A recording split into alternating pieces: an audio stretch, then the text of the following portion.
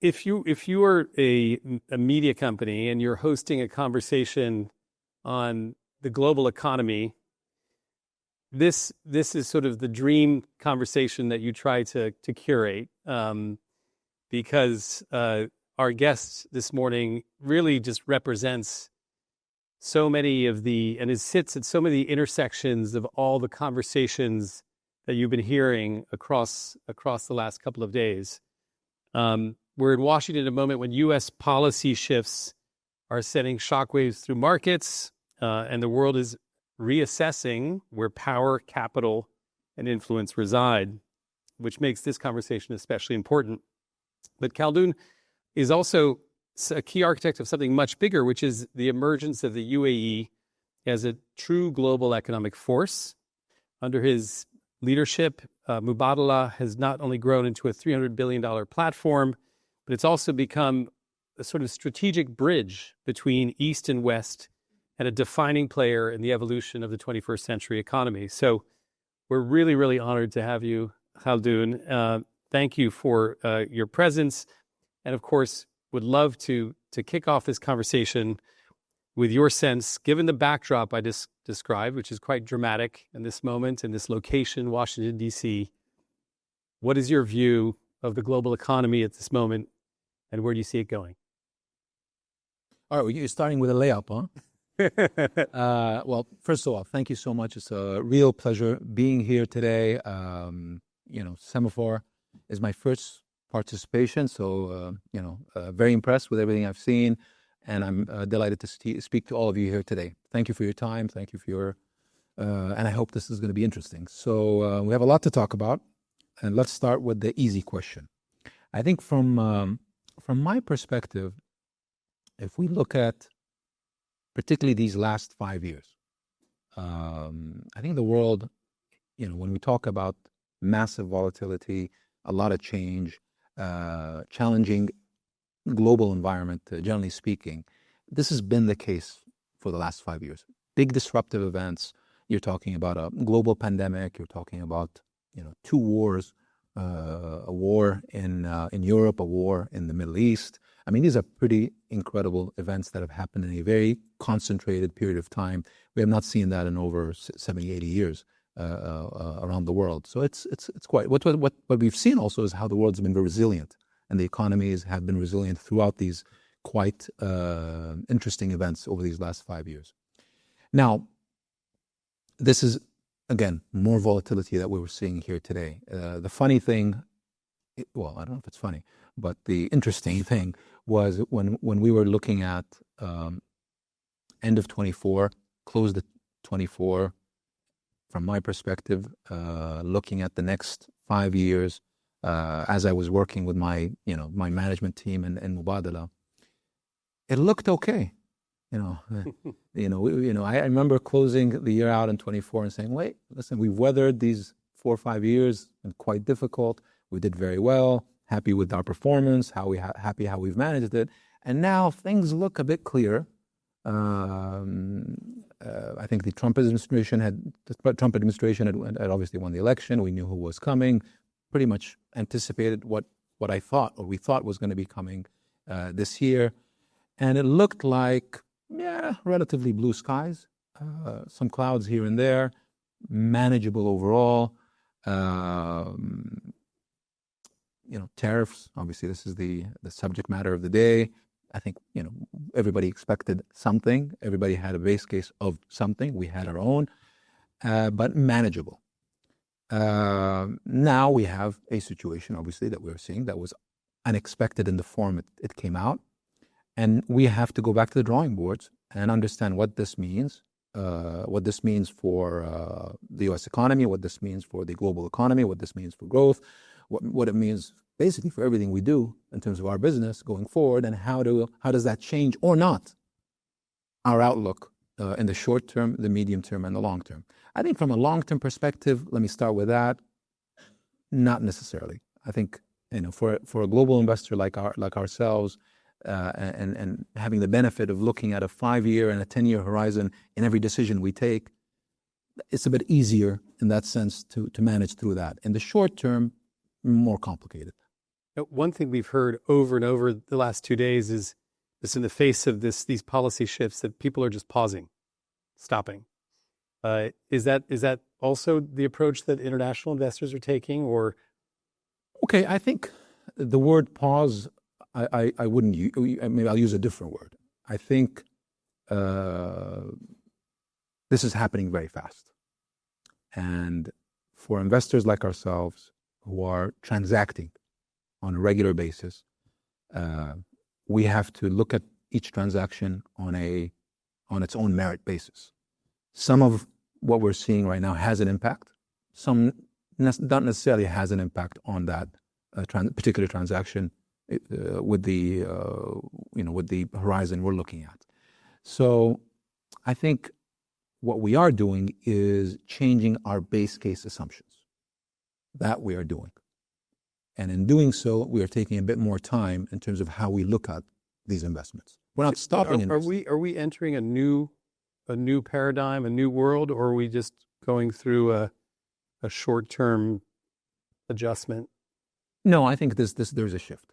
There's clearly a shift. I believe that. I think you're going from a different tariff environment April 1st to a new tariff environment, or whatever it is, post April 2nd. So I think is unquestionable. I also believe that I think the impact of that change on growth is also clear, that there is an impact. Now, the size of that impact, we will all have different opinions on it, but there is an impact on growth, both global growth and growth in the U.S. economy in the at least 2025, 2026, these next 12 to 18 months. And so many of these policy shifts are obviously directed towards the objective of bringing more investment into the U.S. And I think a few weeks ago you were here with a delegation, and the UAE unveiled a $1.4 trillion investment framework at the White House. Can you walk us through the sectors you're focused on, how that deal came about, how Mubadala fits into this?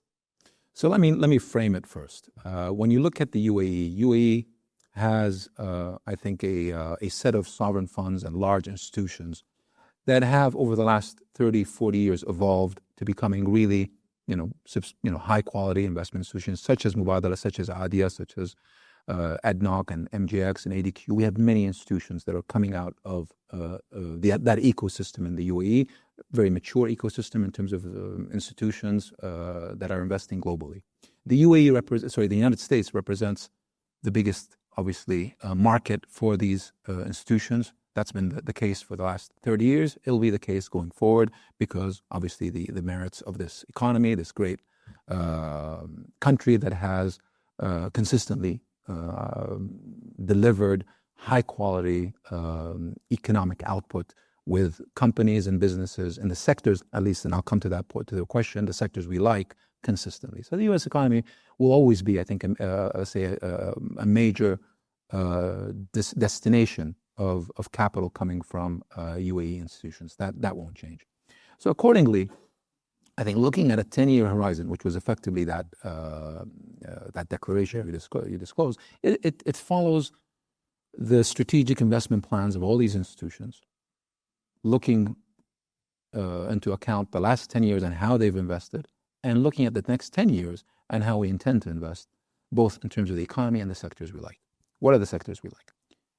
Obviously, technology is a very important space. It's a space that I think, notwithstanding what happens to your first question, doesn't change thematically that the U.S. will continue to be a leader in that space, and that is an investment space we like to invest in and we will continue to invest in. Infrastructure is another space we like, and I think, again, the thesis continues, and I think our conviction of that sector in the United States continues. Energy is another sector we're very, I would say, capable in investing in. It's an area we've done very well over the years, and we will continue to invest. So just looking at these three general themes, energy, infrastructure, and technology, that represents what we are looking at over the next 10 years. And then with the companies and the investment institutions I've just described, that fits the theme, and that's why we're doing what we're doing. So the president is planning to visit the Gulf, I think, in 2 weeks, and I'd love to hear your comments and thoughts, and maybe just sort of explain the nature of the U.S. UAE relationship, and how would you characterize the partnership? And is Mubadala been a kind of a key figure, a key force in shaping the relationship across the last 2 decades? So the U.S. and the UAE have a deep relationship. I think that's a matter of fact. For the last 40, 50 years, we've had a very strong relationship, and that relationship spreads through everything from obviously the economy, the energy sector, socially, going into education, healthcare. I mean, you name it. We have quite a diversified relationship. It also extends to the government and to the defense sector. If you look at the last 35 years, I think the UAE is one of 3 countries that have participated in every single U.S. coalition in the last 35 years, and the other 2 are 2 NATO members. So very close defense relationship historically. That extends to a very deep energy relationship.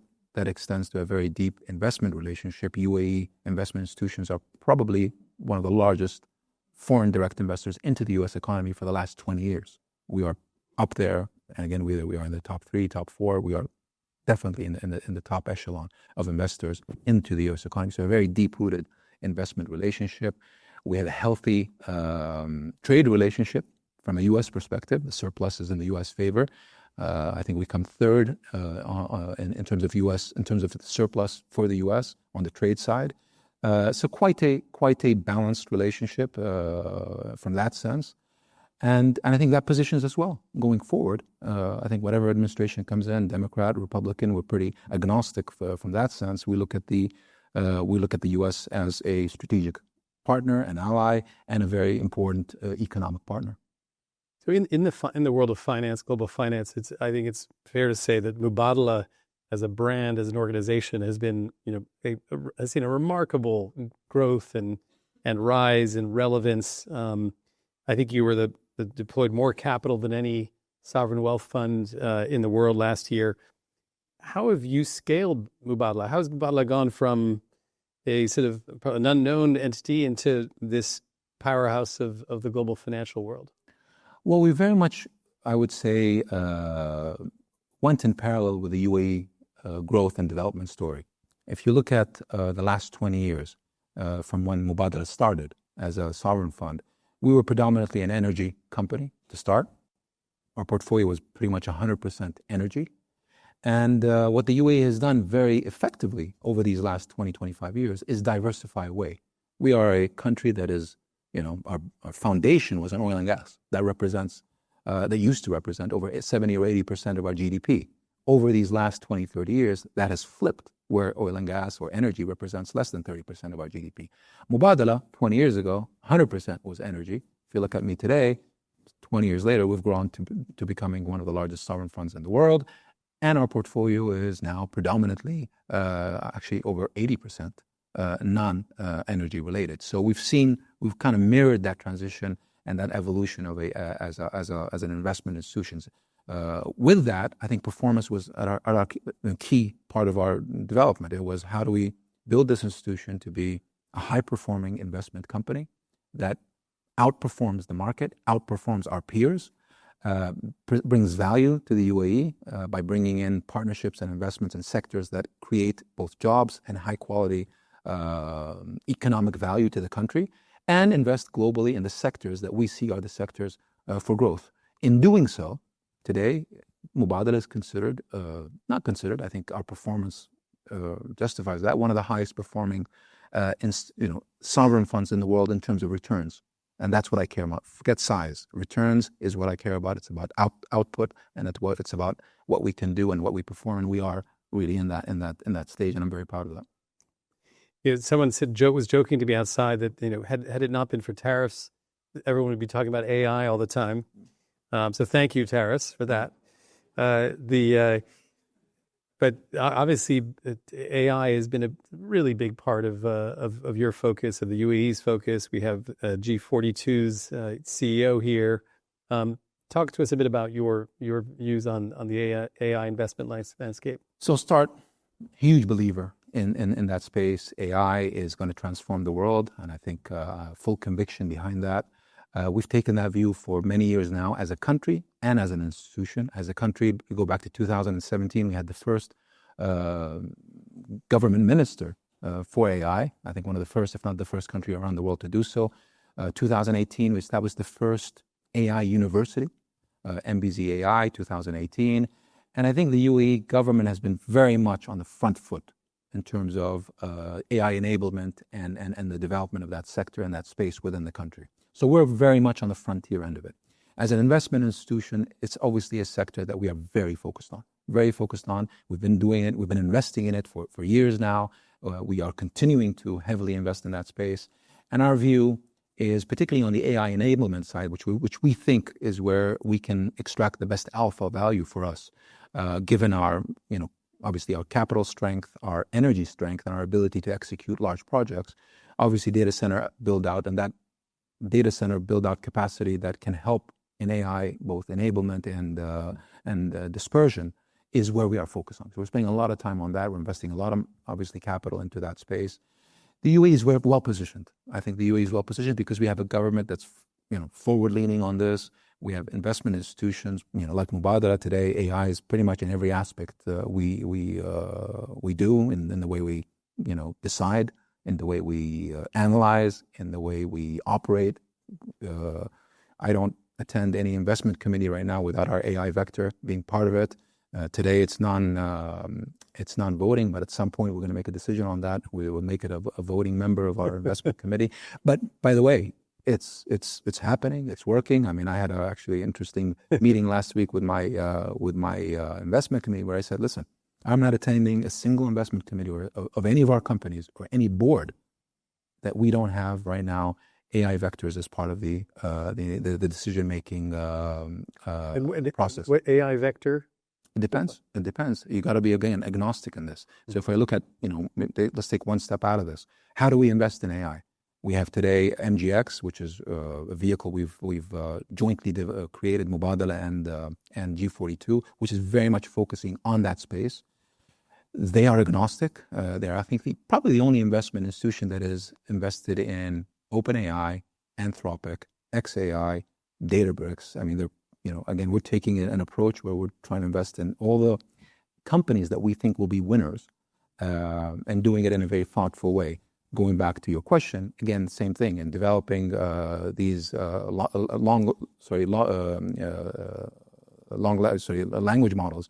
We are using multiple models, and we're testing and seeing which ones work, and we're combining some of them, and we're creating our own. So it's something that is now pretty much at the heart of everything we do.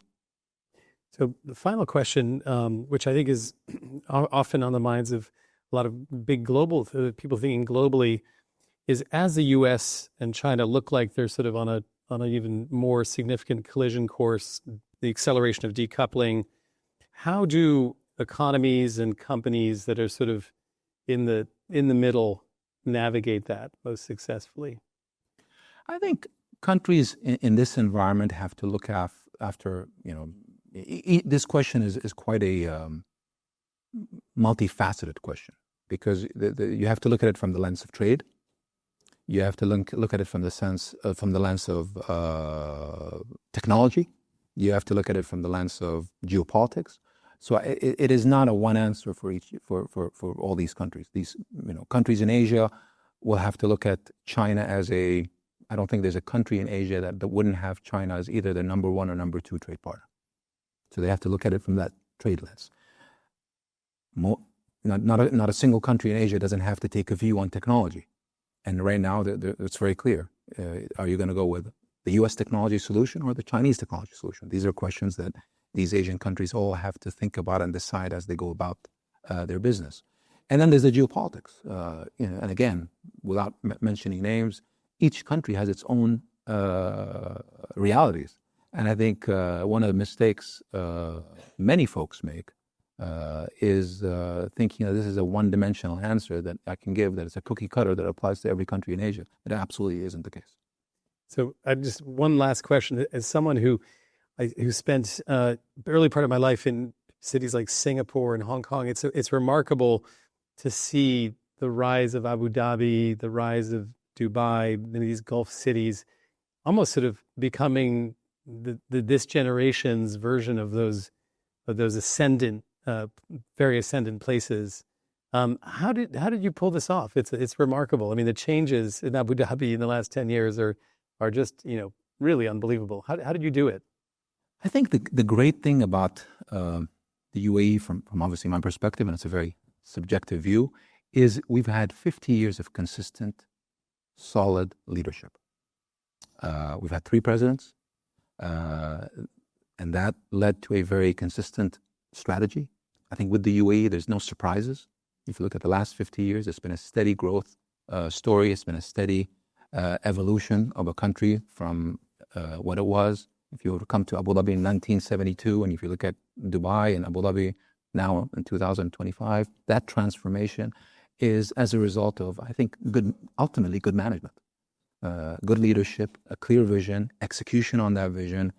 And then today, it's steady Eddie. There's no surprises. I think it's, from a UAE perspective, we take a 5-year, 10-year horizon always.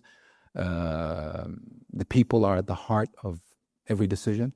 When you go to the UAE and you've traveled there, you'll see we have a very high quality of life in the UAE. We have education at a high level, both primary and collegiate. We have high quality of healthcare. We have a safe country. It's very safe. I know we're in a very interesting neighborhood where to say the word safe and the Middle East is kind of strange, but it is a very safe country. And the history, I think, and the records, obviously all the records say that. So I think the combination of safety, high quality of life, education, healthcare, good economy, diverse economy, there's no great management, strong leadership, steady, consistent, no surprises.